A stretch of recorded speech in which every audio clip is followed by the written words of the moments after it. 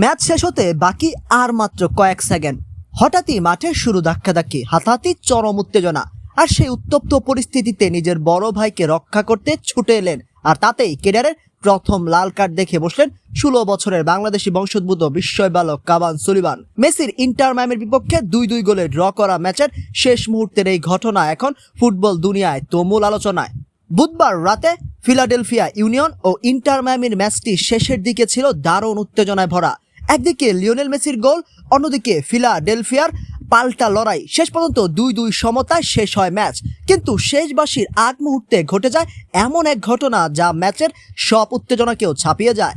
Injury টাইমের একদম শেষ দিকে ডিবক্সের ভেতর ইন্টার মায়ামির ডিফেন্ডার ইয়ান ফ্রের সঙ্গে ফিলাডেলফিয়ার কুইন সুলিবানের ধাক্কাধাক্কি শুরু হয়।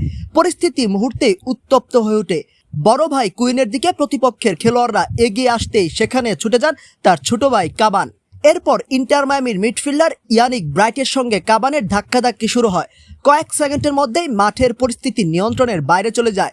দুই দলের খেলোয়াড়রা ছুটে এসে দুজনকে আলাদা করার চেষ্টা করেন, কিন্তু ততক্ষণে রেফারির সিদ্ধান্ত হয়ে গেছে। কাবান সুলিবান ও ইয়ানিক ব্রাইট দুজনকেই দেখানো হয়েছে সরাসরি লাল কার্ড, আর ঘটনার সূত্রপাত করা কুইবান সুলিবান পান হলুদ কার্ড।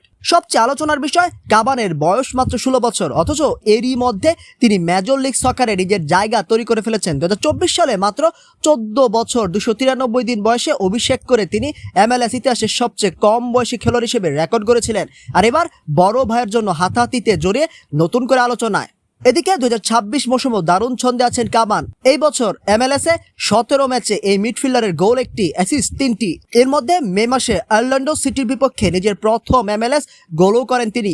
তার মাঝমাঠে প্রতিপক্ষ আটকে রাখা কিংবা নিজেদের গোল তৈরিতে বেশ পটু কাবান। বাংলাদেশিদের জন্য কাবানের গল্পটা আরও বিশেষ। তার মা বাংলাদেশি ও জার্মান বংশোদ্ভূত। তার নানি সুলতান আলম ঢাকায় জন্ম ও বেড়ে ওঠেন।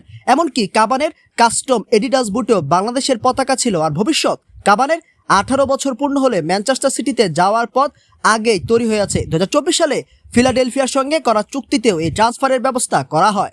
মেসির বিপক্ষে এক উত্তপ্ত রাত কাবানের ক্যারিয়ারে এনে দিল প্রথম লাল কার্ডের তেতো অভিজ্ঞতা। তবে এই একটি ঘটনা নিশ্চয়ই থামিয়ে দেবে না বাংলাদেশি শিকড়ের এই বিস্ময় বালকের স্বপ্নের যাত্রা।